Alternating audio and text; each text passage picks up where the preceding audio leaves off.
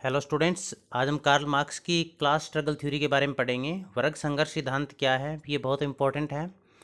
चाहे वो ग्रेजुएशन के हो या पीजी के हो या फिर वो यूपीएससी या यूजीसी नेट के एग्जाम हो, उनके लिए बहुत इंपॉर्टेंट है ये केवल सोशोलॉजी से रिलेटेड नहीं है, बल्कि ये पॉलिटिकल साइंस में भी, फिलोसॉफी में भी और बहुत सारे दूसरे सब्जेक्ट्स है उसके अंदर ये टॉपिक का आएगा आपके।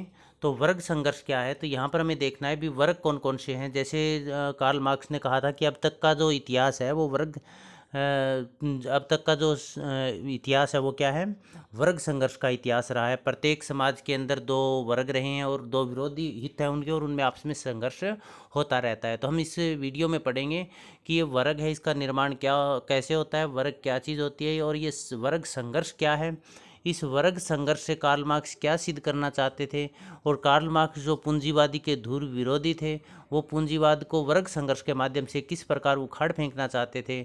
और इसमें क्वेश्चन ये भी पूछा जा सकता है कि पूंजीवाद के विनाश के बीज स्वयं पूंजीवाद के अंदर मौजूद है। इस बात को स्पष्ट कीजिए। तो यदि इस तरह का क्वेश्चन आ जाता है तो वो क्वेश्चन यही बनेगा कि वर्ग संघर्ष सिद्धांत है उसको समझाइए। तो किसी भी तरह का क्वेश्चन आ जाए तो उसमें हम एक्सप्लेन करेंगे। तो सबसे पहले हम यहाँ पर पढ़ते हैं कि वर्ग संघर्ष है, वर्ग का उदय किस तरह से हुआ है, वर्ग का निर्माण किस तरह से हुआ है। तो वर्ग सबसे पहले क्या आया था कि प्राचीन समाज में वर्ग का उदय हुआ, जो कार्ल मार्क्स ने विभिन्न समाजों का वर्गीकरण किया है। ये जो वीडियो की हमने स्लाइड दिखा रहे हैं, ये हमने पहले भी वीडियो जो बनाया था कार्ल मार्क्स पर, उसमें भी है ये जो ऐतिहासिक भौतिकवाद या द्वंद्वात्मक का सिद्धांत था उसमें भी था ये। तो वो सेम हमने यहाँ पर उठाया है। वर्ग का निर्माण कैसे होता है, तो यहाँ पर देखिए कार्ल मार्क्स ने बहुत बढ़िया बात कही थी। उन्होंने कहा था कि सबसे महत्वपूर्ण काम क्या है व्यक्ति का, सबसे महत्वपूर्ण काम है अपने आप को जीवित रखना, अपने आप को बचाए रखना। तो उसके लिए उन्हें क्या काम करना पड़ेगा, उन्हें वो चीज़ें पैदा करनी पड़ेगी जो उसकी आधारभूत आवश्यकताओं की पूर्ति करती है। आधारभूत आवश्यकताएं कौन सी है, रोटी कपड़ा और मकान। जो बेसिक थिंग्स है वो कौन सी है, रोटी कपड़ा और मकान। तो ये जो रोटी कपड़ा और मकान है, इनका हम पैदा कैसे करेंगे, इनको मटेरियल प्रोडक्शन है, ये भौतिक उत्पादन है, इनको हम पैदा कैसे करेंगे जो रोटी कपड़ा और मकान है। तो इनको जब हम पैदा करते हैं तो हमें एक उत्पादन प्रणाली चाहिए। मटेरियल प्रोडक्शन है, इसके लिए हमें उत्पादन प्रणाली चाहिए। तो कार्ल मार्क्स ने कहा भी उत्पादन प्रणाली है, उसके दो भाग है, ध्यान से देखिएगा, दो भाग है।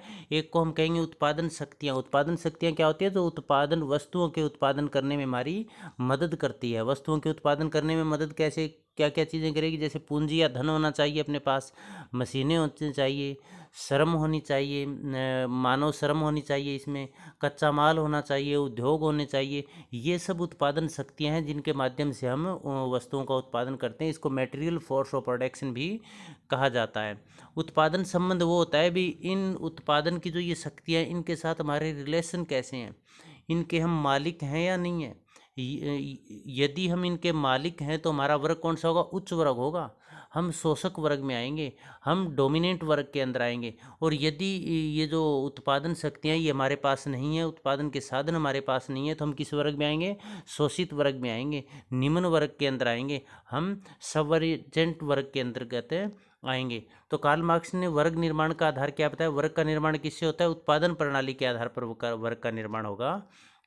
यदि उत्पादन प्रणाली का मतलब ये हुआ, यहाँ पर उत्पादन प्रणाली का मतलब क्या हुआ, आर्थिक आधार पर हुआ। क्योंकि कार्ल मार्क्स ने अब तक के जो समाज है उनके इतिहास की जो स्टडी की थी वो आर्थिक आधार पर की थी। और कार्ल मार्क्स पहले जो वैज्ञानिक थे जिन्होंने इतिहास की स्टडी आर्थिक आधार पर की थी। तो उन्होंने क्या कहा था भी वर्ग का निर्माण है वो आर्थिक आधार पर होगा। आर्थिक आधार का मतलब उत्पादन प्रणाली के आधार पर होगा। उत्पादन प्रणाली का मतलब क्या हुआ भी जिन लोगों के पास उत्पादन शक्तियाँ होंगी, जो बेसिक चीज़ है रोटी कपड़ा मकान, उनकी जो पैदा करेंगे, रोटी कपड़ा और मकान को जो पैदा करेंगे, ये जो चीज़ें जिनके पास होगी, इनको पैदा करने की जो चीज़ें, वो उच्च वर्ग में होंगे, वो मालिक कहलाएंगे। जैसे यहाँ पर हमने लिख रखा है सोशल रिलेशन ऑफ प्रोडक्शन किसके साथ, उत्पादन शक्तियों के साथ। यदि हमारे संबंध हैं इनके साथ, हम उनके मालिक हैं, तो हम उच्च वर्ग या डोमिनेंट क्लास में होंगे। और यदि मालिक नहीं है तो हम श्रमिक वर्ग या शोषित वर्ग या सबवर्जेंट क्लास के अंदर होंगे। तो वर्ग की उत्पत्ति का आधार क्या रहा, इसी तरह से वर्ग की उत्पत्ति होगी। तो वर्ग की उत्पत्ति किसके आधार पर होगी, उत्पादन प्रणाली के आधार पर होगी। यदि उत्पादन प्रणाली से हमारे संबंध हैं, हम उनके मालिक हैं, तो हम उच्च वर्ग में होंगे। और मालिक यदि हम नहीं हैं तो हम निम्न या शोषित वर्ग में होंगे। ये क्लियर हो गया होगा आपको। तो अब यहाँ पर कार्ल मार्क्स ने क्या कहा, दो विरोधी वर्ग रहे हैं। दो विरोधी वर्ग कौन से रहे हैं? अब प्रत्येक समाज के अंदर दो विरोधी वर्ग रहे हैं। कौन से? एक शोषक वर्ग और एक शोषित वर्ग रहा है। तो शोषक वर्ग कौन सा होगा? जिनके पास उत्पादन शक्तियाँ होगी। शोषित वर्ग कौन सा होगा? जिनके पास अपने श्रम के अलावा, अपनी मेहनत के अलावा कुछ भी नहीं होगा, वो शोषित वर्ग कहलाएगा। अब वर्ग संघर्ष का मतलब क्या हुआ? इन दोनों वर्गों के अंदर टकराव चलेगा आपस में। किस किस वर्ग में? उच्च वर्ग में, शोषक वर्ग में और शोषित वर्ग में। किस लिए टकराव चलेगा? क्योंकि ये वर्ग क्या चाहता है कि मैं जो मेहनत कर रहा हूँ उसके बदले मुझे उचित मजदूरी दी जाए, ताकि मैं अपनी बेसिक नीड्स, रोटी कपड़ा और मकान की पूर्ति कर सकूँ। और मालिक है ये क्या चाहता है? ये चाहता है कि मैं उनको कम से कम मजदूरी दूं, इनका अधिक से अधिक शोषण करूं और मैं अधिक से अधिक संपन्न बनता जाऊं। तो इन दोनों के हितों में टकराव शुरू हो जाता है, संघर्ष शुरू हो जाता है। ये संघर्ष शुरू में धीमा धीमा होगा, लेकिन बाद में बहुत तीव्र गति से होगा। इसी को कार्ल मार्क्स ने वर्ग संघर्ष कहा। इसके बारे में हम डिटेल से आगे की स्लाइड में पढ़ेंगे, लेकिन पहले हम यहाँ पर वर्ग के उत्पत्ति के बारे में आपको थोड़ा डिटेल से और यहाँ पर बताते हैं। तो यहाँ पर आप देखिएगा, उत्पादन शक्तियों पर दो प्रकार के हमने वर्ग बताए। देखो यहाँ पर तो आप देख पा रहे होंगे, एक तो कौन सा वर्ग है? Dominant class. देखिए यहाँ पर हमने लिखा है, ये डोमिनेंट क्लास का मतलब शोषक वर्ग, और एक हो गया शोषित वर्ग। दोनों एक दूसरे के विरोधी हैं ये। अब शोषक वर्ग कौन सा होगा? हैव्स, जिनके पास उत्पादन शक्तियाँ होगी। और शोषित वर्ग कौन सा होगा? हैव्स नोट, जिनके पास उत्पादन शक्तियाँ नहीं होगी। ये ध्यान रखना आपको। शोषक वर्ग को अधिसंरचना कहा जाएगा और शोषित वर्ग को शोषित वर्ग को अधोसंरचना कहा जाएगा। अब आप देखिएगा, शोषक वर्ग जो कार्ल मार्क्स ने जो समाजों का वर्गीकरण किया था, जैसे स्लेव सोसाइटी, फेड्यूल सोसाइटी और कैपिटलिस्टिक, प्रत्येक समाज के अंदर स्लेव सोसाइटी के अंदर जो डोमिनेंट क्लास है, वो जो उच्च वर्ग है, वो कौन से होंगे? मास्टर होंगे। फेडरल सोसाइटी, सामंतवादी समाज के अंदर उच्च वर्ग कौन से होंगे? इसके अंदर उच्च वर्ग होंगे मालिक होंगे। और पूंजीपति समाज के अंदर उच्च वर्ग कौन से होंगे? पूंजीपति होंगे। इसी तरह से जब हम बात करते हैं डोमिनेट क्लास की, डोमिनेटेड क्लास की, शोषक वर्ग की जब हम बात करते हैं, तो यहाँ पर आप देखिएगा, इसके अंदर दास समाज के अंदर क्या होगा? निम्न वर्ग या शोषित वर्ग होगा, वो दास होंगे। और फेडरल सामंतवादी समाज के अंदर क्या होगा? सरफ या कृषक दास होंगे। और पूंजीपति समाज के अंदर क्या होगा? श्रमिक होंगे। तो इसका मतलब क्या हुआ? एक तरफ तो यहाँ देखिए उच्च वर्ग कौन सा इन तीनों में? उच्च वर्ग होगा स्वामी, मालिक और पूंजीपति, तीनों का अलग अलग। इसी तरह से इन तीनों के जो निम्न वर्ग है, डोमिनेटेड क्लास है, वो भी अलग अलग। अब खास बात क्या है, ये जो उच्च वर्ग है, ये हैव्स का मतलब क्या होगा? इनके उत्पादन शक्तियों पर इनका नियंत्रण होगा। और जो ये क्लास है, जो शोषित वर्ग है, ये हैव्स नोट का मतलब उत्पादन जो शक्तियां हैं, जैसे पूंजी हो गई, श्रमिक हो गए, और जो मशीनें हो गई, कच्चा माल हो गया, इन पर इनका अधिकार नहीं होगा। अब आगे हम चलते हैं, तो ये कौन सा वर्ग कहलाएगा? ये शोषित वर्ग कहलाएगा और ये शोषक वर्ग कहलाएगा। अब इसके बाद हम देखते हैं, ये जो डोमिनेट क्लास है, जो शोषक वर्ग है, इनकी संख्या कम होगी। मास्टर हैं, मालिक हैं, पूंजीपति, इनकी संख्या कम होगी। जबकि जो शोषित वर्ग है, इनकी संख्या क्या होगी? हमेशा अधिक होगी। क्योंकि आप देखना, मालिक कम होंगे, दास ज़्यादा होंगे, पूंजीपति कम होंगे, और जो श्रमिक है उनकी संख्या अधिक होगी। तो अब क्या होगा? उत्पादन शक्तियों पर अधिकार, जो ये सोसाइटी है, ये जो वर्ग है, इसका उत्पादन शक्तियों, owns the material force of production, इनके पास उत्पादन शक्तियाँ होगी। और जो ये वर्ग है, इनके पास उत्पादन शक्तियाँ नहीं होगी। तो वर्ग निर्माण का आधार क्या हुआ? उत्पादन शक्तियाँ या उत्पादन प्रणाली हुई। तो इसमें हम क्या कहेंगे? अब यहाँ पर आप इन दोनों वर्गों की विशेषताएं देखिए। कार्ल मार्क्स ने कितने वर्ग बांटे? 2 वर्ग बांटे। दोनों वर्गों की विशेषताएं क्या है? जो शोषक वर्ग है, शोषक वर्ग उच्च वर्ग होगा, जिनकी संख्या बल जिनका कम होगा, परंतु वो बड़ा ऐशो आराम और साधन संपन्न होगा। ये निम्न वर्ग का शोषण करके अधिक से अधिक लाभ कमाना इसका उद्देश्य होगा। ये बहुत ही ऐशो आराम वाला जीवन व्यतीत करता है, और कार्ल मार्क्स ने इस वर्ग को बूर्जुआ वर्ग भी कहा है। दूसरी तरफ पे जो शोषित वर्ग है, इनकी संख्या बल बहुत ज़्यादा होगी, परंतु ये शोषित वर्ग होगा। इनके पास अपने परिश्रम के अलावा दूसरा कोई साधन नहीं है, उत्पादन की शक्तियों पर इनका कोई अधिकार नहीं है, और ये अभावग्रस्त का जीवन व्यतीत करते हैं, इनकी बेसिक जो मजदूरी दी जाती है उनसे बेसिक नीड्स भी पूरी नहीं होती। क्यों नहीं होती? क्योंकि जो ये परिश्रम कर रहे हैं उन परिश्रम की कीमत या मजदूरी निर्धारण का काम कौन कर रहे हैं? शोषक वर्ग कर रहे हैं। और शोषक वर्ग का काम क्या है? इनको कम से कम मजदूरी दी जाए ताकि अधिक से अधिक लाभ शोषक वर्ग को मिलेगा और वो और अधिक संपन्न होते जाएंगे। और जो शोषित वर्ग है इसका उद्देश्य क्या है? भी जो हम मजदूरी कर रहे हैं, उन मजदूर जो हम काम कर रहे हैं, मेहनत कर रहे हैं, उसके बदले में उचित मजदूरी मिले ताकि हम अपनी बेसिक नीड्स है वो पूरी कर पाएँ। तो इनका उद्देश्य है अधिकतम मजदूरी हासिल करना अपने काम के बदले, और इनका उद्देश्य है कम से कम मजदूरी देना। तो दोनों का हित अलग अलग हो गए, विरोधाभासी हित हो गए, इसलिए दोनों में निरंतर टकराव या संघर्ष चलता रहता है। इसे कार्ल मार्क्स ने वर्ग संघर्ष कहा है। और कार्ल मार्क्स ने क्या कहा था कि ये वर्ग संघर्ष ये सभी समाजों में पाया जाता है। सभी समाजों में कैसे पाया जाता है वो यहाँ पर देखिएगा आप इस स्लाइड में। भी दास समाज है, दास समाज के अंदर दो वर्ग हुए, एक तो स्वामी मास्टर हुआ और एक कौन से हो गए? स्लेव हो गए, दास।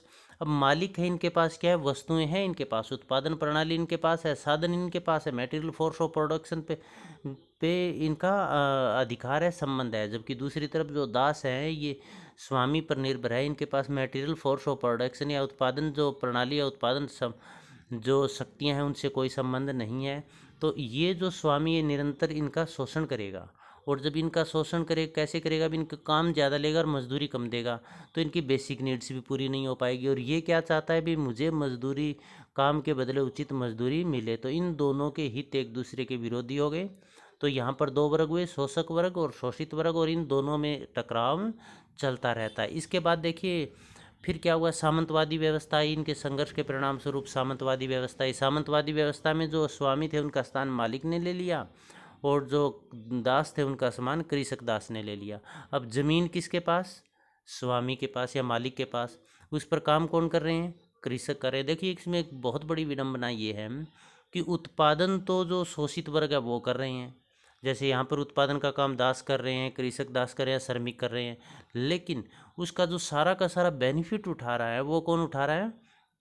वो जो उच्च वर्ग है, शोषक वर्ग है, वो उठा रहा है। तो यहाँ पर दो वर्ग हो गए, इनके पास उत्पादन शक्तियाँ हैं, ये उत्पादन कर रहा है, बेसिक जो नीड्स है उनका रोटी कपड़ा मकान का उत्पादन करने वाला है ये, क्योंकि इनके पास उत्पादन की शक्तियों का अधिकार है। इनके पास सिर्फ अपनी मजदूरी है।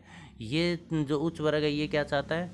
भी मैं इस कृषक दास है इससे अधिकतम काम लूँ और कम से कम मजदूरी दूँ, और ये क्या चाहता है कि मैं जो काम कर रहा हूँ उसके बदले मुझे उचित मजदूरी मिले ताकि मैं अपनी बेसिक नीड्स को पूरा कर पाऊँ।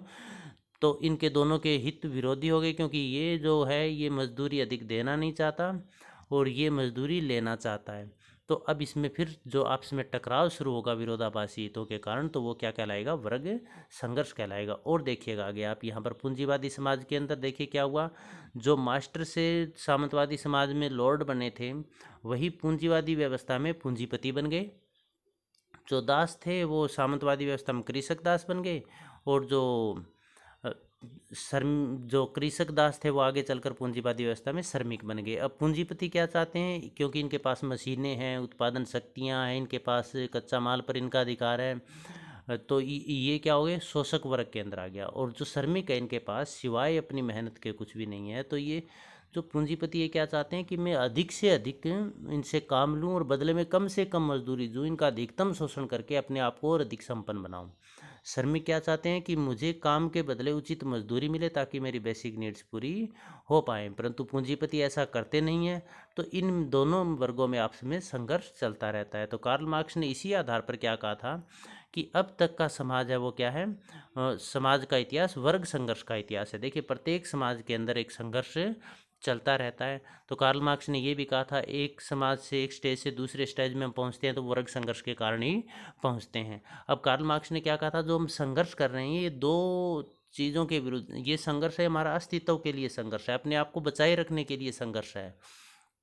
तो मानव है वो संघर्ष दो तरीके से करता है। एक तो प्रकृति से बचने के लिए संघर्ष करता है, जैसे गर्मी से, सर्दी से, भूकंप से, बाढ़ से, अन्य प्राकृतिक आपदाओं से हम बचने के लिए निरंतर प्रकृति के साथ संघर्ष करता है। जैसे कोविड-19 जो आपदा है उससे बचने के लिए हम सभी प्रयास कर रहे हैं। तो ये प्रकृति के विरुद्ध अपने आप को सर्वाइव करने का संघर्ष है। और कार्ल मार्क्स ने कहा दूसरा संघर्ष है वो मानव के विरुद्ध संघर्ष है। और मानव के विरुद्ध संघर्ष है वही उसी में एक वर्ग है वो दूसरे वर्ग के विरुद्ध संघर्ष कर रहा है। तो ये जो सारे संघर्ष है ये मानव के विरुद्ध संघर्ष है। तो जो कार्ल मार्क्स जिस संघर्ष की बात कर रहा है वो प्राकृतिक संघर्ष की बात नहीं कर रहा है, प्रकृति के विरुद्ध संघर्ष की बात नहीं कर रहा है, बल्कि वो किस संघर्ष की बात कर रहा है, वो बात कर रहा है मानव के विरुद्ध संघर्ष की बात। किस बात में? अपने आप को सरवाइव करने के लिए, बचाने के लिए। अब इस स्लाइड को आप ध्यान से देखिएगा, इसमें आपको ये वर्ग संघर्ष का और क्लियर हो जाएगा। ये हमने लिखा है ऊपर, देखिए समाज, कौन कौन से प्रकार के ये समाज हमने यहाँ पर लिखे हैं। उत्पादन प्रणाली भी किस तरह की उत्पादन प्रणाली, इसमें कौन से वर्ग थे, या यहाँ पर अन्य काम क्या होते थे। तो सबसे पहला कार्ल मार्क्स ने ये कहा आदिम समाज है।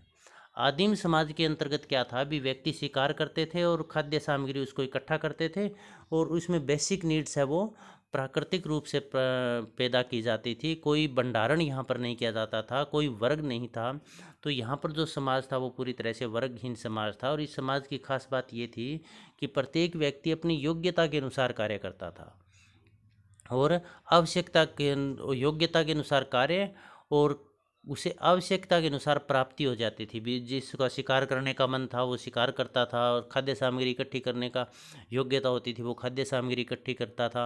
और आवश्यकता के अनुसार प्राप्त का मतलब क्या हुआ, भी उसको खाने के लिए भोजन चाहिए तो उसको मिलता था, मतलब किसी तरह का कोई लालच नहीं था। ये बहुत बढ़िया व्यवस्था थी। और ये आदिम साम्यवादी समाज के अंतर्गत थी, जिसमें वर्ग विहीन, राज्य विहीन समाज था, और इसमें शिकार और खाद्य संग्रहण का काम था। अब क्या हुआ होगा, यहाँ पर हम एक थोड़ी सी कल्पना करते हैं। मान लीजिए कोई कबीला या वर्ग होगा, उसमें बहुत सारे लोग होंगे। उन लोगों के अंदर क्या होगा, भी आधे लोगों को ये कह दिया होगा आप शिकार करने के लिए जाओ, और आधों को ये कह दिया होगा भी हम कबीले के अंदर रखवाली करेंगे। ये सुनिएगा आप किस तरह से ये फिर वर्ग का निर्माण हुआ होगा। अब वो जो शिकार करने के लिए गए थे वो 3-4 दिन में, 5-6 दिन में, महीने 2 महीने में थक हार कर वापस लौटे होंगे, बहुत थके हुए होंगे। लेकिन जो रखवाली कर रहे थे वो एकदम फ्रेश और तरोताज़ा थे। तो जो रखवाली कर रहे थे उन्होंने आते ही उन पर अटैक किया होगा, आक्रमण किया होगा, और उनको कबीले के अंदर नहीं जाने दिया होगा, और कबीले पर पूरा अपना अधिकार कर लिया होगा, और उनको एक अपना दास बना लिया होगा। तो वहाँ पर 2 वर्ग बन गए, एक इसका विजेता का वर्ग जो रखवाली कर रहे थे, और एक पराजित का वर्ग जो शिकार करने के लिए गए थे। तो ये 2 वर्ग हो गए। तो दोनों वर्ग कौन से, एक पराजित का वर्ग और एक विजेता का वर्ग। अब यहाँ पर जो वर्ग निर्माण है, वर्ग संघर्ष है, वो यहाँ से शुरू हुआ प्राचीन समाज से। प्राचीन समाज में क्या हुआ, पहले तो शिकार का काम करते थे, उसके बाद व्यक्तियों ने भी पशुओं को मारकर खाते हैं, इससे अच्छा तो है पशुओं को पालना शुरू कर दिया जाए। अब पशुओं को पालना शुरू कर दिया तो उत्पादन जो शक्ति थी वो क्या हो गए, पशु हो गए। और जिनके पास पशु होते थे वो तो किसके अंदर आ गए, शोषक वर्ग के अंदर। और जिनके पास पशु नहीं होते थे वो किस में आ गए, शोषित वर्ग के अंतर्गत आ गए। तो इस प्राचीन समाज के अंदर 2 वर्ग बने, कौन से, एक तो वर्ग बना स्वामी और एक वर्ग बना दास। स्वामी कौन से, जिनके पास बहुत सारे पशु थे। दास कौन से, जो इन पशुओं का काम करते थे, या जो स्वामी के पर निर्भर थे, स्वामी के अधीन रहकर काम करते थे। तो स्वामी क्या करता था, इनसे अधिकतम काम लेता था, बदले में कम से कम वस्तु इनको देता था। और ये क्या चाहते थे, भी मुझे कम से कम अपनी आवश्यकताओं की, रोटी कपड़ा मकान, इन चीज़ों की तो पूर्ति होनी चाहिए। तो इनके हित विरोधी थे, तो इनमें टकराव रहा था। यहाँ पर अतिरिक्त उत्पादन होता है। अतिरिक्त का मतलब ये जो यहाँ पर जो उत्पादन हो रहा है, यहाँ पर उत्पादन हो रहा है, ये अतिरिक्त उत्पादन नहीं है। ये उत्पादन क्या है, भी व्यक्ति शिकार कर रहा है तो जितना उन्हें चाहिए उतना उन्होंने शिकार किया, खा लिया, कंदमूल इकट्ठा किया और अपने उसका भोजन कर लिया। लेकिन यहाँ पर अतिरिक्त उत्पादन किया जा रहा है। अतिरिक्त उत्पादन का मतलब अपनी आवश्यकता से ज़्यादा उत्पादन किया जा रहा है, उनमें से कुछ दासों को दिया जा रहा है, बाकी स्टोर किया जा रहा है यहाँ पर। इसी आधार पर अतिरिक्त उत्पादन के कारण क्या हुआ, एक संघर्ष चलना शुरू हुआ यहाँ पर 2 विरोधी हितों वाले वर्ग के अंतर्गत। अब इसके बाद क्या हुआ, सामंतवादी समाज आया। सामंतवादी समाज आया तो वहाँ पर व्यक्ति ने क्या काम किया, पशु पालन के साथ साथ उन्होंने किसी पशु के पीछे हल जोड़कर या बीज डालकर धीरे धीरे कृषि का विकास किया। अब जब कृषि का विकास किया था तो व्यक्ति ने जो उपजाऊ ज़मीन थी उस पर कब्जा कर लिया, भी ये ज़मीन तो मेरी है। तो वो कब्जा करने वाले क्या कहलाए, भूस्वामी कहलाए। और दूसरे कौन से, कृषक, जो दूसरे बन गए कृषक दास बन गए। कृषक दास कौन से बन गए, जो जिनके पास जमीन नहीं थी, जिनके पास भूमि नहीं थी। तो भूस्वामी ये क्या काम करते थे, कृषक दास को अपने अधीन रखते थे, इनको बहुत कम कार्य देते थे, यहाँ पर भी अतिरिक्त उत्पादन होता था, लेकिन बहुत कम इनको मेहनताना देते थे और इनसे काम अधिक लेते थे। तो भूस्वामी का उद्देश्य क्या था? अधिक से अधिक लाभ कमाना और अपने आप को और अधिक धनवान बनाना। और कृषक समाज का उद्देश्य, कृषक जो दास थे, यहाँ पर कृषक भूमिका लिखा हुआ है, यहाँ पर कृषक दास लिखना है। जो कृषक दास थे उनका उद्देश्य क्या था? भी हमारी बेसिक नीड्स पूरी हो सके। तो ये दोनों में आपस में इसी उद्देश्यों की भिन्नता के कारण इन दोनों में फिर टकराव हुआ। फिर पूंजीवादी जो समाज आया, इस पूंजीवादी समाज के अंदर क्या था? दो वर्ग बन गए। जो भूस्वामी थे उन्होंने जब औद्योगिकरण हुआ, मशीनों से उत्पादन होना शुरू हुआ, तो इन्होंने मशीनें खरीद ली, उद्योग लगाए, कच्चा माल लगाया, श्रमिकों को हायर करने लगे और उनको काम करवाने लगे अपने पास। तो अब पूंजीपति है, कार्ल मार्क्स पूंजीपति व्यवस्था को शोषण का सबसे बड़ा आधार मानता है और इसको उखाड़ फेंकना चाहते थे। तो पूंजीपति जो व्यवस्था थी, इस पूंजीपति व्यवस्था में क्या था कि एक व्यक्ति है, उसके पास बहुत ज़्यादा धन दौलत या पूंजी थी, तो उसने बहुत सारे उद्योग फैक्ट्रियां लगाई और उसमें श्रमिकों से काम करवाना शुरू किया। परंतु जो लाभ होता था वो लाभ वो स्वयं रखता था, श्रमिकों को बहुत कम मजदूरी देता था। तो पूंजीपति का उद्देश्य क्या था? अधिक से अधिक लाभ कमाना, अधिक से अधिक शोषण करना और अपने आप को अधिक से अधिक संपन्न बनाना और अधिक धनवान बनना। और श्रमिकों का उद्देश्य क्या था? भी मेरी बेसिक नीड्स पूरी हो। देखिए, जो शोषित वर्ग है उनकी बेसिक नीड्स पूरी नहीं हो पा रही है, जबकि ये जो वर्ग है ये अतिरिक्त उत्पादन करके उसका उपभोग कर रहा है, सो आराम का जीवन व्यतीत कर रहा है। तो जो पूंजीपति और श्रमिक है, इसमें फिर निरंतर संघर्ष चलता रहा। इसमें उत्पादन किसके लिए शुरू हो गया? लाभ के लिए। जो अधिकतम उत्पादन किया जा रहा है ये लाभ के लिए किया जा रहा है, तो फिर उसमें संघर्ष होगा। और कार्ल मार्क्स ये कह रहे हैं ये संघर्ष होगा, ये शुरू में तो धीमी गति से संघर्ष होगा, लेकिन जब ये संघर्ष और तेज गति से बढ़ेगा तो फिर क्या होगा? ये जो पूंजीपाती व्यवस्था है ये टिक नहीं पाएगी, क्योंकि जो पूंजीपति व्यवस्था है इस स्वयं के अंदर, कैपिटलिस्टिक जो सिस्टम है इसमें स्वयं के अंदर क्या है? इसके विनाश के बीज बोए हुए हैं, जिसका हम आगे अध्ययन करेंगे। अब इसमें फिर क्या हुआ? इसके बाद जब ये दोनों में टकराव होगा, तो कार्ल मार्क्स कह रहा है ये जो टकराव साधारण टकराव नहीं होगा, हिंसात्मक टकराव होगा। इसमें क्रांति होगी। क्रांति कौन करेगा? जो सर्वहारा वर्ग। सर्वहारा वर्ग किसको कहा गया? जिसकी संख्या अधिक है। संख्या अधिक किनकी है? शोषित वर्ग की। ये क्रांति करेंगे। किसके विरुद्ध क्रांति करेंगे? ये क्रांति करेंगे पूंजीपतियों के विरुद्ध, जो उच्च वर्ग है, शोषक वर्ग है, उनके विरुद्ध। और कार्ल मार्क्स ने एक बहुत बढ़िया बात कही थी। उन्होंने क्या कहा था कि इस संघर्ष के अंदर, इस क्रांति के माध्यम से लुटेरों को लूट लिया जाएगा। लुटेरों को लूटने का मतलब क्या हुआ? लुटेरे कौन? पूंजीपति।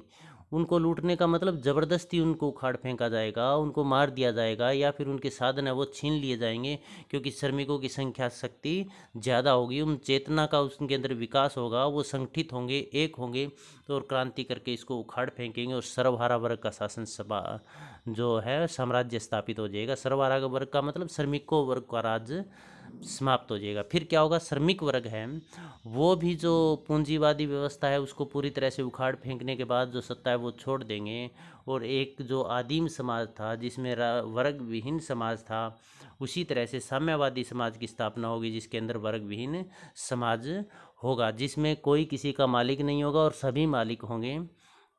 अब इस समाज के अंदर क्या होगा? इस समाज के अंदर जो ऊपर वाला जो जो व्यवस्था हमने की थी, इनके अंदर क्या था? योग्यता के अनुसार काम और काम के अनुसार प्राप्ति। अब साम्यवादी समाज के अंदर या आदिम समाज के अंदर क्या है? योग्यता के अनुसार काम और आवश्यकता के अनुसार प्राप्ति। यहाँ पर काम के अनुसार प्राप्ति नहीं, आवश्यकता के अनुसार प्राप्ति। आवश्यकता के अनुसार प्राप्ति का मतलब ये हुआ कि मान लीजिए एक व्यक्ति 20,000 रुपये कमा रहा है काम से और एक व्यक्ति 5,000 रुपये कमा रहा है। तो ये जो 20,000 कमा रहा है ना, इसको अपनी आवश्यकता के अनुसार ही इनमें से पैसे मिलेंगे, बाकी पैसे इनको नहीं मिलेंगे। और ये 5,000 रुपये कमा रहा है, इसको मान लीजिए 20,000 रुपये की ज़रूरत है, तो उनको काम कम कर रहा है तो भी उसको 20,000 रुपये मिलेंगे, मतलब आवश्यकता के अनुसार प्राप्ति। तो इसी को कार्ल मार्क्स ने क्या कहा? वर्ग संघर्ष का। और वर्ग संघर्ष का उद्देश्य पूंजीपति व्यवस्था को उखाड़ फेंकना और उसकी जगह पर वर्ग विहीन, राज्य विहीन समाज की स्थापना करना। अब इसमें देखिए, प्रत्येक समाज के अंदर क्या हुआ? दो वर्गों के बीच में संघर्ष चलता रहा। इसीलिए कार्ल मार्क्स ने क्या कहा? अभी तक समस्त समाजों का इतिहास है वो वर्ग संघर्ष का इतिहास है। तो क्वेश्चन ये ऐसे ही पूछा जा सकता है कि अभी तक समस्त समाजों का इतिहास वर्ग संघर्ष का इतिहास है, इसको एक्सप्लेन कीजिए, इसको समझाइएगा। अब पीछे वाली स्लाइड को यहाँ पर आप थोड़ी और डिटेल से और अच्छी तरह से क्लियर कर पाएंगे, मतलब किसी तरह का कन्फ्यूजन नहीं रहना चाहिए। भी वर्ग का हमने देखा कि वर्ग निर्माण का आधार क्या है, उत्पादन प्रणाली है। उत्पादन प्रणाली से हम वर्ग का निर्माण करते हैं। जिनका उत्पादन प्रणाली पर अधिकार है वो उच्च वर्ग, शोषक वर्ग, और जिनका अधिकार नहीं है वो निम्न वर्ग या शोषित वर्ग। अब यहाँ पर वंचित वर्ग का नाम दिया गया है। दो वर्ग बने, एक तो वंचित वर्ग और एक संचित वर्ग। वंचित वर्ग कौन सा होगा? जिनके पास उत्पादन की शक्तियाँ नहीं है, जिनके पास पूंजी नहीं है, अपना श्रम के अलावा उनके पास कुछ भी नहीं है। तो यहाँ पर वंचित वर्ग का आप देखिएगा, थोड़ा सा यहाँ पर हम बड़ा करते हैं इसको। वंचित वर्ग की खास बात क्या है? शुरू में वंचित वर्ग क्या होगा? अपने हितों या अधिकारों के प्रति वो जागरूक नहीं होगा। शुरू में अपने हितों या अधिकारों के प्रति वो जागरूक नहीं होगा। वो क्या होगा? स्वयं में वर्ग, क्लास इन इट सेल्फ। ये ध्यान रखना, क्लास इन इट सेल्फ का मतलब क्या होता है? स्वयं में वर्ग का मतलब ये होता है वो खुद में ही खोया रहता है, उसे अपने अधिकारों का, कर्तव्य अधिकारों का या हितों का उन्हें पता नहीं है, और वो जो अपने आप की जो स्थिति है वो स्वीकार कर लेता है और मालिक के आदेशानुसार वो कार्य करता है। फिर क्या होगा? जो ये पूंजीपति व्यवस्था है, इसमें विनाश के बीच स्वयं इसी में मौजूद है। कैसे? शुरू में जो श्रमिक वंचित वर्ग है, इसको अपने हितों का ज्ञान नहीं है, वो क्लास इन इटसेल्फ है। फिर क्या होगा? एक स्थान पर हजारों श्रमिकों के रहने से और उनकी समान परिस्थितियां होने के कारण वो एक जगह संगठित होंगे, और उनमें उनके अस्तित्व ही चेतना का निर्माण, क्योंकि अस्तित्व ही चेतना का निर्माण करती है। तो वो एक जगह पर इकट्ठे होंगे तो उन्हें समस्याओं का पता चलेगा, उनकी कठिनाइयों का उन्हें पता चलेगा, और बाद में क्या होंगे? संगठित हो जाएंगे। स्वयं के हितों के प्रति और अधिकारों के प्रति वो जागरूक हो जाएंगे। तो इसको क्या कहा गया है? स्वयं के लिए वर्ग, क्लास फॉर इट सेल्फ। अब यहाँ पर क्लास इन इट सेल्फ का मतलब जो अपने हितों के प्रति जागरूक नहीं है, अपने अधिकारों के प्रति जागरूक नहीं है, जो संगठित नहीं है। क्लास फॉर इट सेल्फ का मतलब जो अपने हितों के प्रति, अधिकारों के प्रति जागरूक है और संगठित है। तो कार्ल मार्क्स का उद्देश्य क्या था? कि जो वर्ग है इसको क्लास इन इट सेल्फ से क्लास फॉर इट सेल्फ बनाना है। ये श्रमिक वर्ग है, स्वयं में वर्ग है, उसको स्वयं के लिए वर्ग में परिवर्तित करना है। तो यहाँ पर देखिए, जो पूंजीवादी व्यवस्था है उसमें पहले तो उन्हें ज्ञान नहीं था, लेकिन बाद में जब ज्ञान हुआ उन्हें, तो वो संगठित हो गए और स्वयं के लिए वर्ग बन गए। पूंजीपति व्यवस्था को उन्होंने उखाड़ फेंका। तो पूंजीपति व्यवस्था के विनाश के जो बीज है स्वयं पूंजीपति व्यवस्था के अंदर ही मौजूद है। अब ये जो संचित वर्ग था, इसका क्या हाल होगा? ये प्रारंभ में असंगठित था, बाद में एक जगह पर बहुत सारे श्रमिक इकट्ठे हुए, अपने हितों के प्रति जागरूक हुए और ये संगठित हो गए, स्वयं के लिए वर्ग बन गए। प्रारंभ में जो संचित वर्ग है एकदम इसका ऑपोजिट है। ये क्या? संगठित थे प्रारंभ में। पूंजीपति वर्ग, उद्योगपति संगठित थे, क्लास फॉर इट सेल्फ थे। अब ये क्या करते हैं कि पूंजी ज़्यादा से ज़्यादा एक ही व्यक्ति के पास हो, प्रत्येक व्यक्ति अधिक से अधिक संपन्न बनना चाहता है। इससे बुर्जुआ वर्ग का ध्रुवीकरण हुआ। मतलब बुर्जुआ वर्ग कौन से? जो पूंजीपति वर्ग है वो एक जगह पर इकट्ठे हुए। परंतु इसके साथ साथ जब एक ही व्यक्ति बहुत अधिक पूंजी इकट्ठा करना चाहता है तो जो छोटे छोटे पूंजीपति होते हैं उनका पतन हो जाता है। तो पतित जो बुर्जुआ और छोटे व्यापारी थे वो किस में शामिल हो गए? सर्वहारा वर्ग में शामिल हो गए। तो इसमें सर्वहारा वर्ग का भी ध्रुवीकरण हुआ और पूंजीपति वर्ग का भी। मतलब पूंजीपति वर्ग भी एक जगह इकट्ठे हुए और सर्वहारा वर्ग भी एक जगह पर इकट्ठे हुए। तो सर्वहारा वर्ग है, उनकी संख्या बहुत ज़्यादा है बुर्जुआ वर्ग से। उनमें चेतना का विकास होता है, उनमें अपने अधिकारों का जो समावेशन होता है, उन्हें ज्ञान होता है। फिर बाद में क्या, वो बुर्जुआ वर्ग के विरुद्ध एक क्रांति करेंगे। तो बाद में जो पूंजीवाद है वो अपने विनाश के बीज स्वयं ही बो रहा है। विनाश के बीज स्वयं बोने का मतलब हो गया जो ध्रुवीकरण हो रहा है, जो एक वर्ग बहुत ज़्यादा पैसे कमा रहा है, तो इससे क्या हो रहा है? जो पूंजीपति है उनकी संख्या निरंतर कम हो रही है और जो श्रमिक है उनकी संख्या बढ़ रही है। क्योंकि एक व्यक्ति के पास मान लो आज एक फैक्ट्री है और उसी व्यक्ति के पास कल 10 फैक्ट्री हो गई। एक फैक्ट्री में 100 मजदूर काम कर रहे हैं, 10 फैक्ट्रियों में कितने काम करेंगे? 1000 मजदूर काम करेंगे। तो जो पूंजीपति तो एक ही रहा, लेकिन श्रमिकों की संख्या लगातार बढ़ गई ना। अब श्रमिकों की संख्या जितनी ज़्यादा होगी, जितने वो संगठित होंगे, तो उस पूंजीपति को उससे उतना ही ज़्यादा खतरा होगा। तो इसमें उन्होंने क्या कहना चाहते हैं कार्ल मार्क्स, कि वर्ग दो हैं, वंचित वर्ग और संचित वर्ग। वंचित वर्ग प्रारंभ में अपने हितों के प्रति जागरूक नहीं था, बाद में संगठित हुआ और जागरूक हुआ और ये संगठित वर्ग में शामिल हो गया।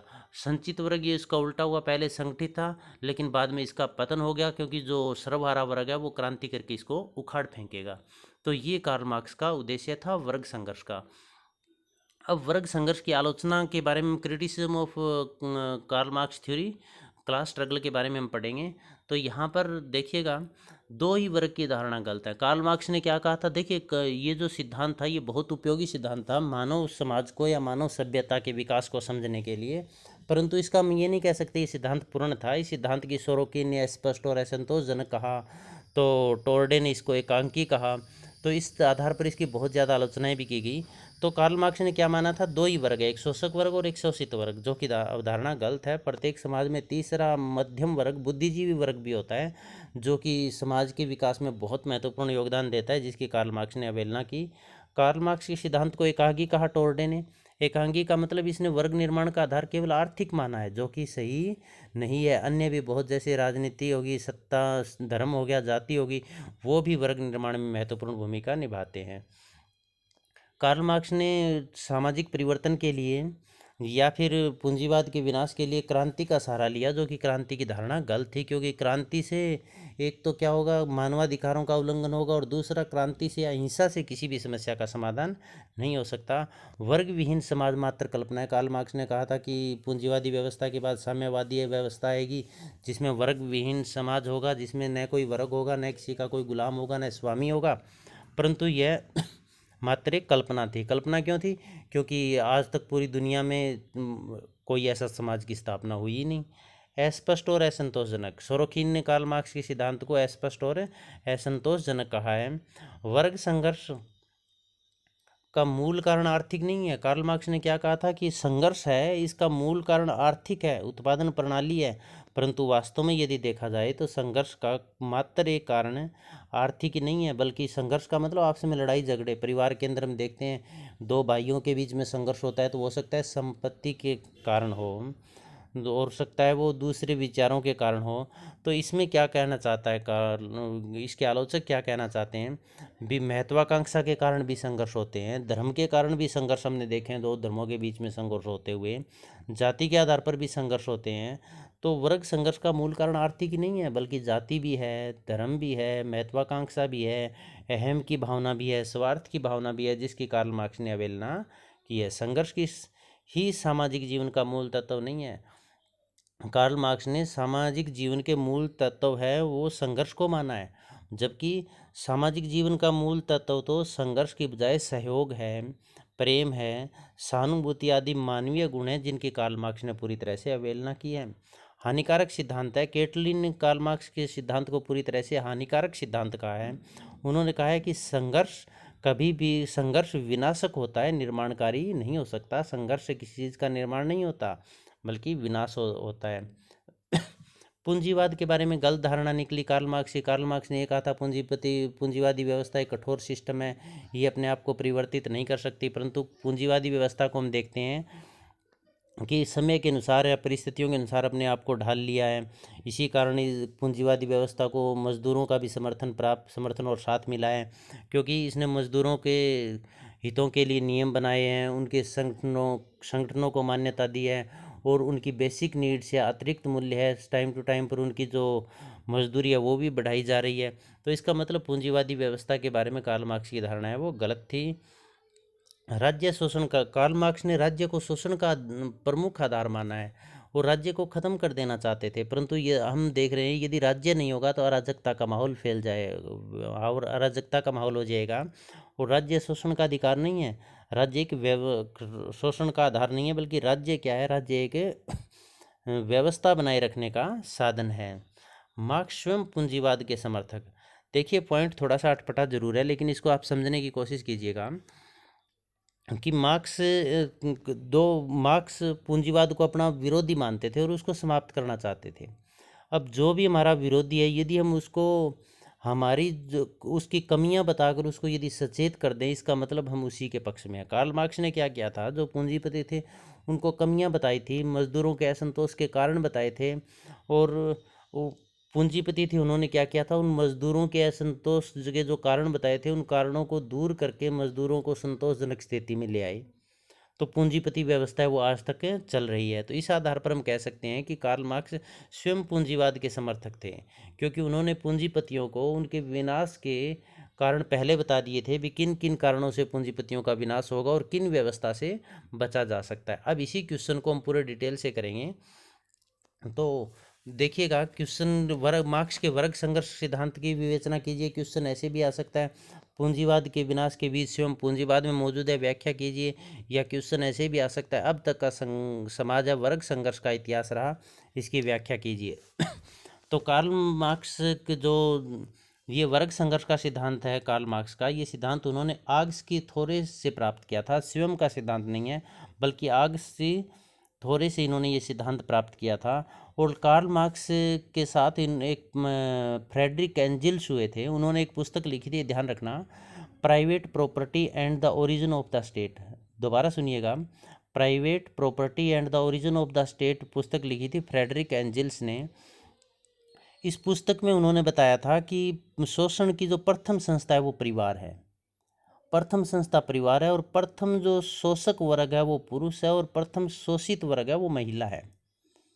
तो इन्होंने भी ये कि दो वर्ग हैं, शोषक वर्ग और शोषित वर्ग, क्योंकि महिला घर के अंदर हमेशा से पुरुष की प्रताड़ना या शोषण का शिकार रही है। ये बात का वो फ्रेडरिक एंजिल्स ने कही थी अपने पुस्तक private property and the origin of the state. अब हम बात करते हैं कार्ल मार्क्स की। तो कार्ल मार्क्स क्या थे, यहाँ पर आप देखिए, कार्ल मार्क्स को दर्शन, इतिहास, समाजशास्त्र, राजशास्त्र व अर्थशास्त्र के क्षेत्र में एक महान क्रांतिकारी विद्वान माना जाता है। मार्क्स ने अपने गहन अध्ययन द्वारा अनेक सिद्धांतों, जैसे क्रांति का सिद्धांत इन्होंने दिया था, अतिरिक्त मूल्य का सिद्धांत दिया था, ऐतिहासिक भौतिकवाद का सिद्धांत, वर्ग संघर्ष का सिद्धांत आदि बहुत सारे सिद्धांत इन्होंने दिए। इन सिद्धांतों में वर्ग सिद्धांत संघर्ष का सिद्धांत वो बहुत महत्वपूर्ण है, क्योंकि इसी सिद्धांत ने से इन्होंने विश्व प्रसिद्धि पाई थी। वर्ग संघर्ष सिद्धांत का उल्लेख उन्होंने अपने पुस्तक कम्युनिस्ट मैनिफेस्टो साम्यवादी घोषणा पत्र में की। तो क्वेश्चन ये भी छोटे क्वेश्चन में यदि क्वेश्चन आ जाए, वर्ग संघर्ष सिद्धांत की वर्णन कार्ल मार्क्स की कौन सी पुस्तक में किया गया है, कम्युनिस्ट मैनिफेस्टो। कम्युनिस्ट मैनिफेस्टो पुस्तक किसकी है, कार्ल मार्क्स और एंजिल्स की। अभी तक, और इस पुस्तक के पहले ही अध्याय में देखो उन्होंने एक ये बात लिखी थी, अभी तक समस्त समाजों का इतिहास वर्ग संघर्ष का इतिहास रहा है, जो कि हमने आपको पीछे बताया था। तो ये कोटेशन पूछ लें, अभी तक समस्त समाजों का इतिहास वर्ग संघर्ष का इतिहास रहा है, ये बात किसने कही, कार्ल मार्क्स ने कही। कौन सी पुस्तक में, कम्युनिस्ट मैनिफेस्टो में। अब कार्ल मार्क्स के वर्ग संघर्ष सिद्धांत को समझने से पूर्व मार्क्स के वर्ग संबंधों की अवधारणा को जब समझना अति आवश्यक है। तो ये पॉइंट आप थोड़ा ध्यान से देखिएगा। वर्ग क्या होते हैं, वर्ग व्यक्तियों के उस समूह को कहते हैं जो उत्पादन की किसी विशेष प्रक्रिया से संबंधित हो और जिनके हित समान हो। जैसे यहाँ पर आप देखिए, वर्ग का मतलब एक हमने पूंजीपति वर्ग किया और एक हमने किया श्रमिक वर्ग। तो पूंजीपति वर्ग जो उत्पादन के किसी विशेष प्रक्रिया से संबंधित हो, तो पूंजीपति वर्ग उत्पादन की किस क्रिया से संबंधित है, कि उनका उत्पादन प्रणाली से डायरेक्ट संबंध है, उन पर अधिकार है। श्रमिक वर्ग का अधिकार है नहीं है, जिनके हित साधारण हो। पूंजीपति वर्ग के जितने लोग हैं उनका हित क्या है, कि वो अधिक से अधिक लाभ कमाना, अतिरिक्त मूल्य को हड़पना चाहते हैं, श्रमिकों का शोषण करना चाहते हैं, तो हित समान हो गए। दूसरी तरफ जो श्रमिक है उनके हित क्या है, भी अधिक से अधिक अपने परिश्रम का उचित मजदूरी है वो लेना। तो वर्ग किसे कहेंगे, शॉर्ट क्वेश्चन में आ सकता है। तो वर्ग व्यक्तियों के उस समूह को कहते हैं जो उत्पादन की किसी विशेष प्रक्रिया से संबंधित हो और जिनके साधारण हित एक समान हो।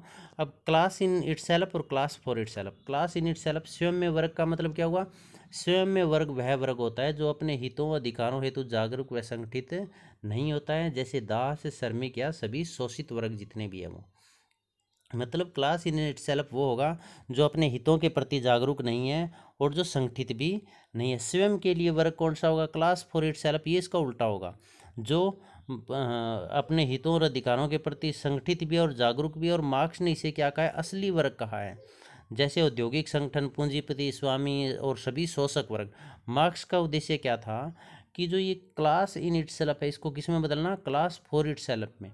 मतलब स्वयं में वर्ग है, जो श्रमिक वर्ग है, दास वर्ग है, उनको अपने हितों के प्रति जागरूक करके, संगठित करके उसको किस में लेकर आना है, क्रांति के माध्यम से स्वयं के लिए वर्ग में लेकर आना है, ताकि वो अपने आप को संगठित करें, उत्पादन शक्तियों पर उनका अधिकार हो जाए। तो वर्ग क्वेश्चन आप अटैम्प्ट करोगे, हमने क्वेश्चन कैसे अटैम्प्ट करना है ये सारा डिटेल से यहाँ पर बताया हुआ है। वर्ग क्लास पहले डिफाइड करेंगे, साथ साथ में इंग्लिश इसकी ट्रांसलेशन लिख रखी है। जो बच्चे इंग्लिश मीडियम के हैं वो इंग्लिश लिखेंगे, हिंदी मीडियम के हिंदी लिखेंगे, दोनों लिखने की आपको ज़रूरत नहीं है।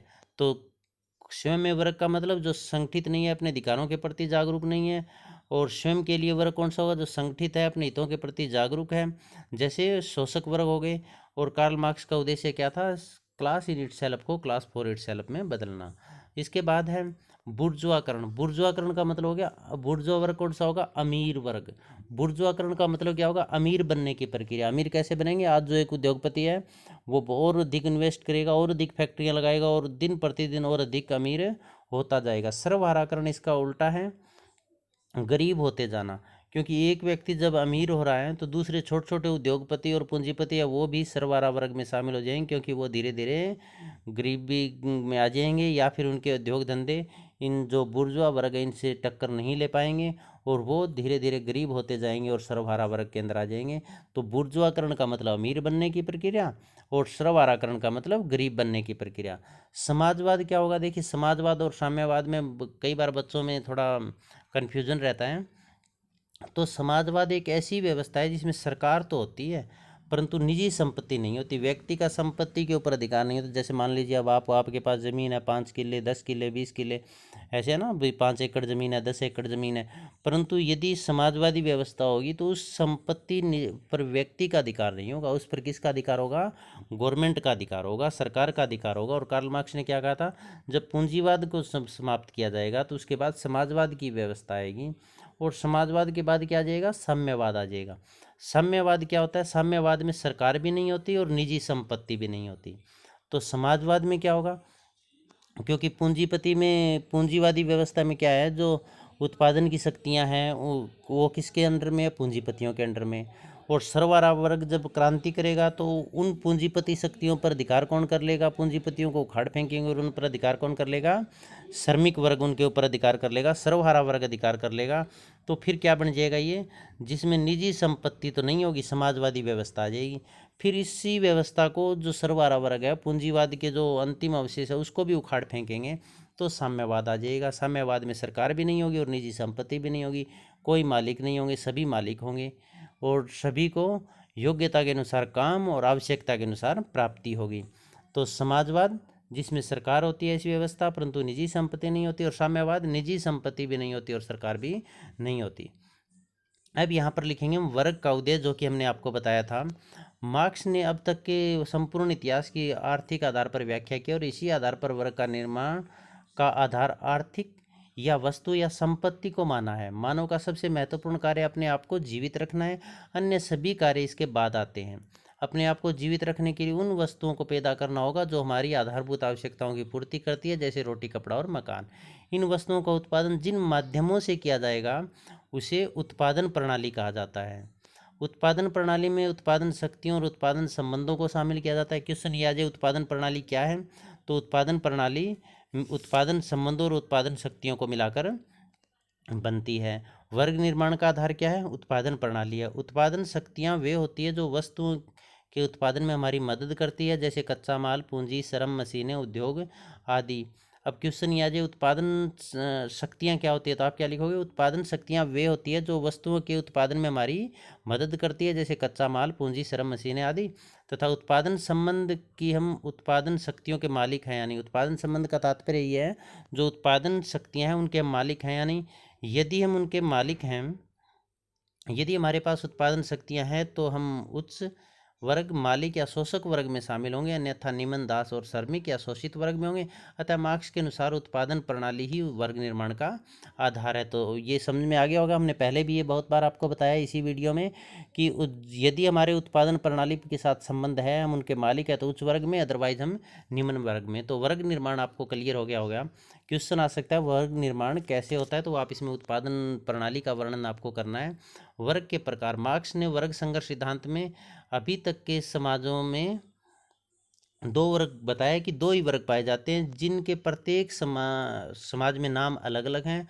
सामान्य रूप से इनका वर्णन हम इस प्रकार से करेंगे। तो अब यहाँ पर आप देखिएगा शोषक वर्ग, इसको हम एक्सप्लेटर क्लास भी कहते हैं।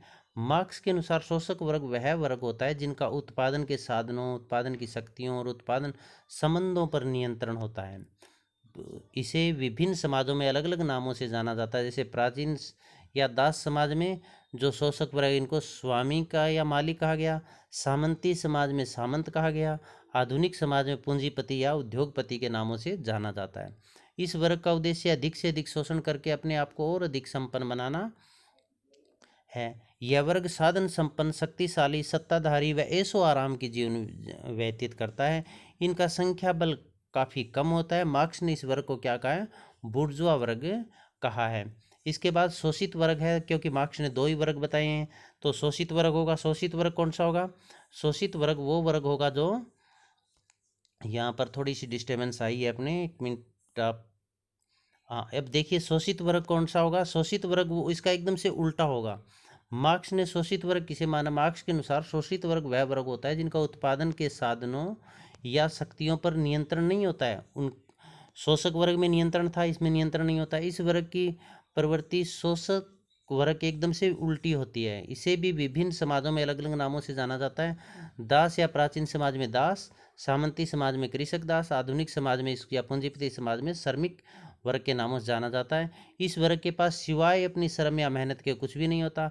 कड़ी परिश्रम के बावजूद भी यह वर्ग अभावग्रस्त जीवन व्यतीत करता है, क्योंकि इसकी मजदूरी का निर्धारण वो स्वयं नहीं करता है, बल्कि शोषक वर्ग के द्वारा किया जाता है। इस वर्ग का उद्देश्य अपने परिश्रम से आधारभूत आवश्यकताओं की पूर्ति करना, जो कि वह कर नहीं पाते हैं। इनकी संख्या बहुत अधिक होती है। मार्क्स ने इसे श्रमिक वर्ग न कहकर सर्वारा वर्ग कहा है। अब क्लास स्ट्रगल समझिएगा, वर्ग संघर्ष।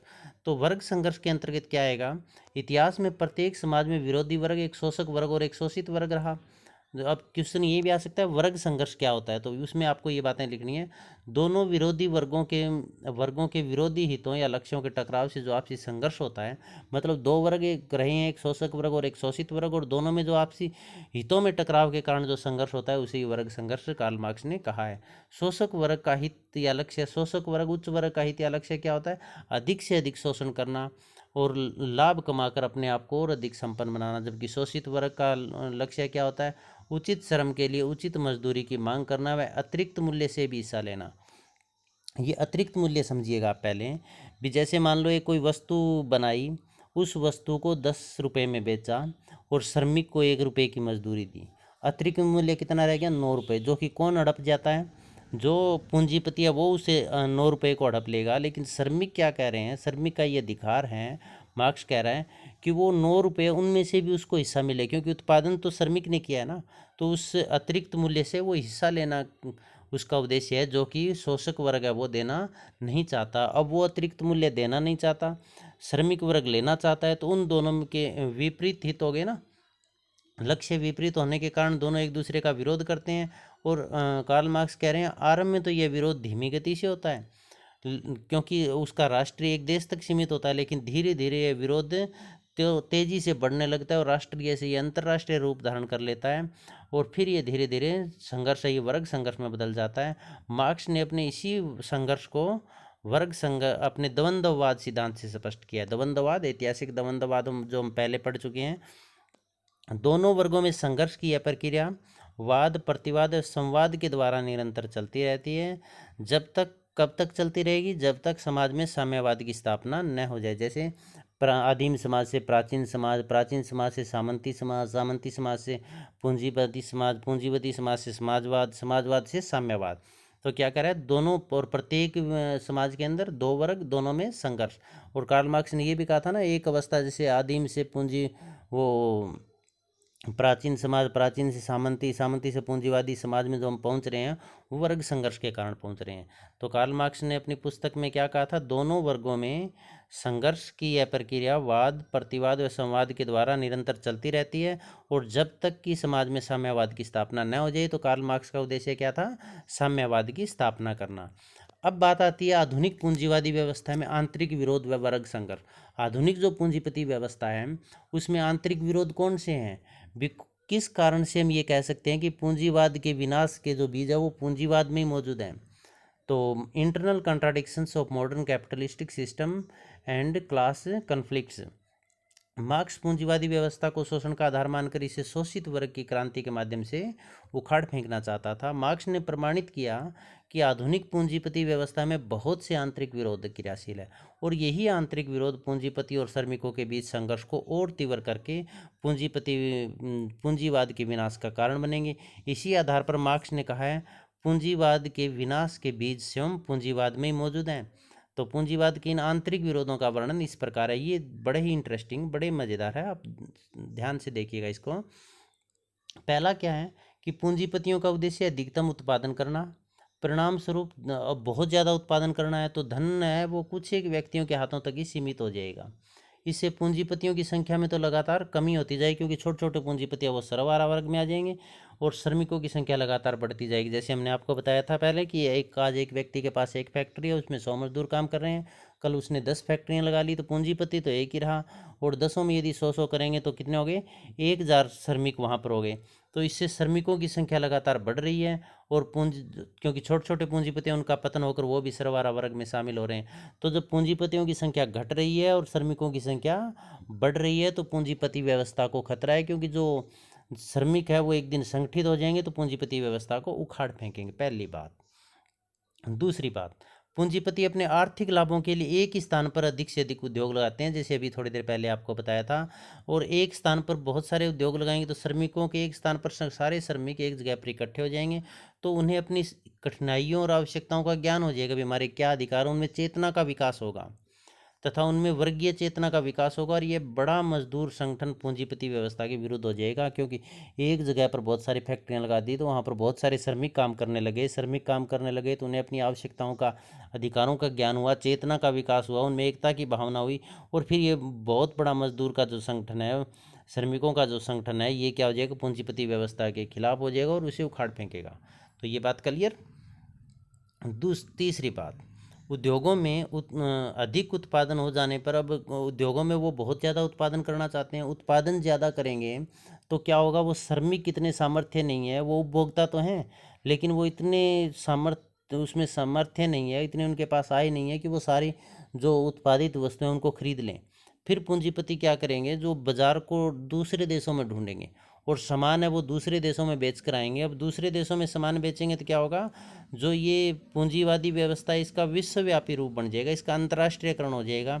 और संसार के एक क्षेत्र में, जैसे एक देश के श्रमिक है वो दूसरे देश के श्रमिकों के संपर्क में आएंगे, और दूसरे देश के श्रमिकों के संपर्क में आएंगे तो उन सभी की समस्याएं या फिर अत्याचार या शोषण तो समान है, तो उनमें एक संगठन बनेगा, एक वर्गीय चेतना का विकास होगा और पूरी दुनिया के मजदूर एक होकर पूंजीपतियों को उखाड़ फेंकेंगे।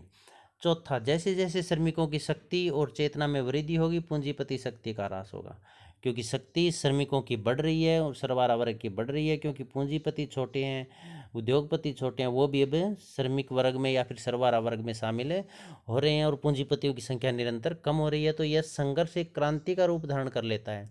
यह संघर्ष पहले राष्ट्रीय और फिर अंतर्राष्ट्रीय स्तर तक फैल जाता है, क्योंकि उत्पादित वस्तुओं को जब दूसरे देशों में बेचेंगे तो एक देश के श्रमिक दूसरे देश के श्रमिकों के संपर्क में आएंगे, तो पूंजीवादी वर्ग को फिर क्या होगा, जो सर्वहारा वर्ग है वो पूंजीपति वर्ग है उसको पराजित कर श्रमिक वर्ग अस्थायी रूप से अपना अधिनायक तो स्थापित कर लेगा। और हमने पढ़ा था जो वंचित वर्ग कौन सा होगा, वंचित वर्ग होगा पराजित वर्ग, और संचित वर्ग कौन सा होगा, विजेता वर्ग।